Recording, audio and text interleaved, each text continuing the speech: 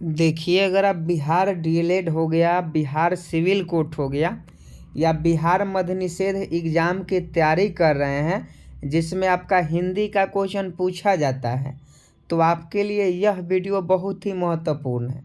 क्योंकि जितना आप लोगों के लिए जीके जीएस ज़रूरी है, उतना ही मद्य निषेध एग्ज़ाम के लिए हिंदी का क्लास भी बहुत ज़रूरी है। क्योंकि हिंदी व्याकरण से 10-12 क्वेश्चन आपके बिहार पुलिस में पूछे जाते हैं।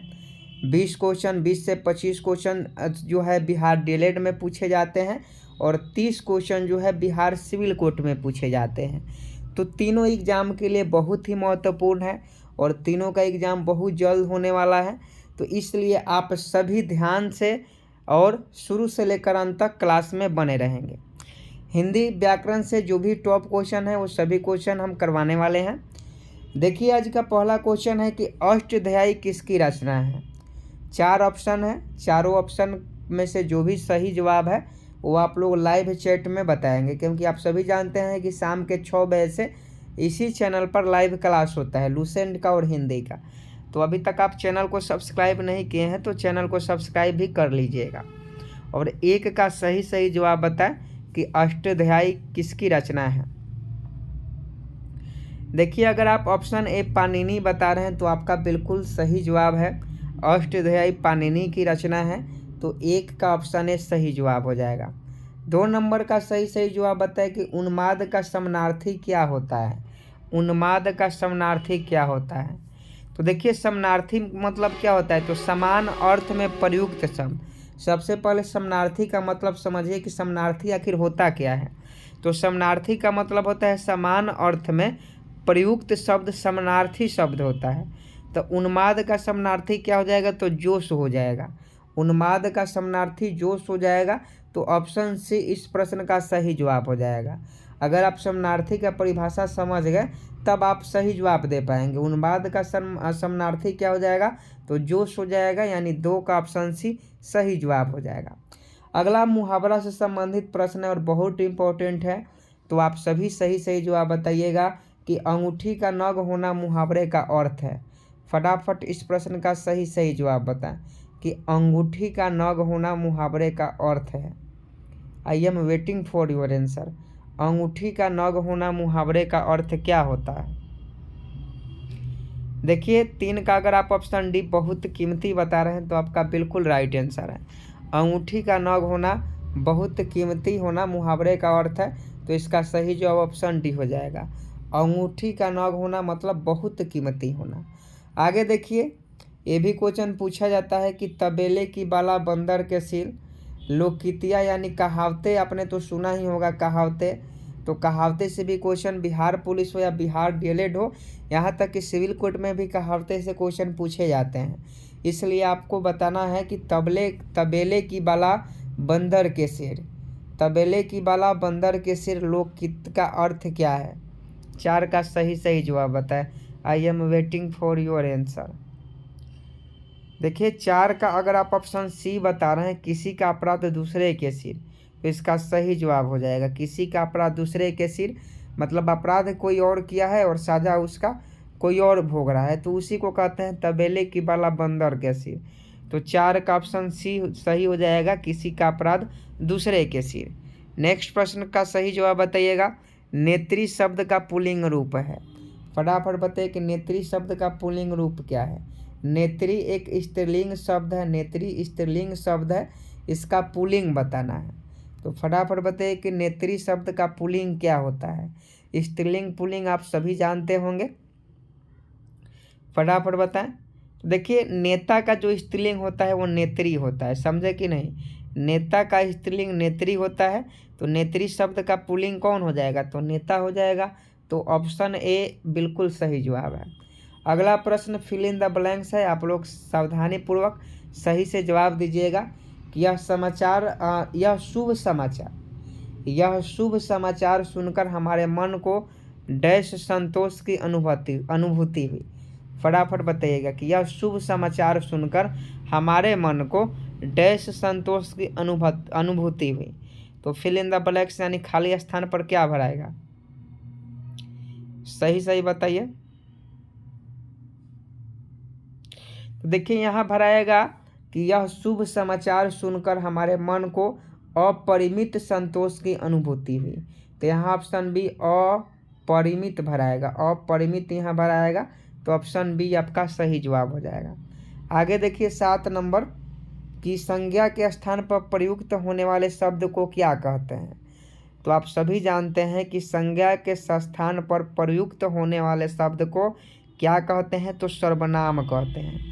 जो शब्द संज्ञा के बदले में आते हैं उसे सर्वनाम कहा जाता है, या संज्ञा के स्थान पर प्रयुक्त होने वाले शब्द को सर्वनाम कहते हैं। तो 7 का ऑप्शन है सही जवाब हो जाएगा। अगला प्रश्न का सही जवाब आप लोग बताइएगा कि काल के कितने भेद होते हैं। 8 का सही जवाब बताएं। I am waiting for your answer. देखिए हिंदी व्याकरण में अगर आप बेहतरीन प्रदर्शन करना चाहते हैं तो आपको हिंदी व्याकरण को भी समझना होगा, पढ़ना होगा, समझे कि नहीं। तो बताइए फटाफट कि काल के कितने भेद होते हैं। सही जवाब बताए कि काल के कितने भेद होते हैं। बहुत सारे बच्चे 3 बता रहे हैं, तो 3 आपका बिल्कुल राइट आंसर है। काल के कितने भेद होते हैं, तो काल के 3 भेद होते हैं। पहला होता है वर्तमान काल, दूसरा होता है भूतकाल, तीसरा होता है भविष्य काल। तो ये आपका 3 काल होते हैं। तीनों का परिभाषा और याद ही होगा आपको। वर्तमान में जो चल रहा है उसे वर्तमान काल कहेंगे, जो बीत गया उसे भूतकाल कहेंगे, और जो आने वाला है उसे भविष्य काल कहेंगे। आगे देखिए गजवदन का परिवाची है। फटाफट बताइएगा 9 का सही जवाब कि गजवदन का परिवाची क्या है। देखिए लंबोदर हो गया, गजानन हो गया, गणपति हो गया, विनायक हो गया, एकदंत हो गया, ये सभी गणपति का परिवाची शब्द है। गणेश हो गया, तो इसका सही जवाब option C Ganpati, option C Ganpati will be right answer. यथावत शब्द का समानार्थी शब्द बताइए कि यथावत शब्द का समानार्थी क्या हो जाएगा। फटाफट बताइए। यथावत का मतलब ज्यों का त्यों, मतलब ज्यों का त्यों माने यथावत। तो ऑप्शन ए सही जवाब हो जाएगा। आगे देखिए निम्न में तद्भव शब्द है। 11 का सही जवाब बताएं कि निम्न में तद्भव शब्द कौन सा है। फटाफट सही जवाब बताएं। तो देखिए इसका सही जवाब महल हो जाएगा। महल जो है वह तद्भव शब्द है, तो ऑप्शन डी महल सही जवाब हो जाएगा। आगे देखिए निम्न में तत्सम शब्द है। 12 का सही जवाब बताएं कि निम्न में तत्सम शब्द कौन सा है। तो देखिए 12 का अगर आप ऑप्शन सी कलश बता रहे हैं तो ये बिल्कुल सही जवाब है। कलश जो है ये तत्सम शब्द है। आगे देखिए अपकार का विलोम क्या होता है। 13 का सही जवाब बताएं कि अपकार का विलोम क्या होता है। उल्टा हो गया, विलोम का मतलब ही होता है उल्टा, विपरार्थक। तो 13 का सही बताएं कि अपकार का विलोम क्या हो जाएगा। देखिए अपकार का विलोम उपकार होता है, समझे कि नहीं। अपकार का विलोम क्या होता है, तो उपकार होता है। तो 13 का अगर आप ऑप्शन सी उपकार बता रहे हैं तो आपका बिल्कुल सही जवाब है। आगे देखिए शुद्ध वर्तनी है। 14 का सही जवाब बताइएगा कि शुद्ध वर्तनी क्या है। तो 14 का ऑप्शन है शुद्ध वर्तनी क्या है। तो शुद्ध वर्तनी जो है वो आपका परिषद है। परिषद बिल्कुल शुद्ध वर्तनी है, बाकी सब परिषद गलत है। ये भी गलत लिखा है, ये भी। तो ऑप्शन ए सही जवाब हो जाएगा। अगला प्रश्न रिक्त स्थान को भरना है, तो आप लोग फटाफट इस प्रश्न का सही जवाब बताइएगा कि लाल किला एक डैश इमारत है। फटाफट 15 का सही जवाब बताए। फिल इन द ब्लैंक्स है कि लाल किला एक डैश इमारत है। फटाफट बताइए कि लाल किला एक डैश इमारत है। देखिए तो 15 का ऑप्शन बी हो जाएगा। लाल किला एक ऐतिहासिक इमारत है। लाल किला कैसा इमारत है, तो ऐतिहासिक इमारत है। तो इसका सही जवाब ऑप्शन बी हो जाएगा। 16 नंबर प्रश्न देख लीजिए, मुहावरा है और आप लोग सही जवाब दीजिए। उम्मीद है कि आप इस प्रश्न का सही जवाब दे पाएंगे। आँखों से गिरना, मुहावरे का अर्थ क्या है। आँखों से गिरना,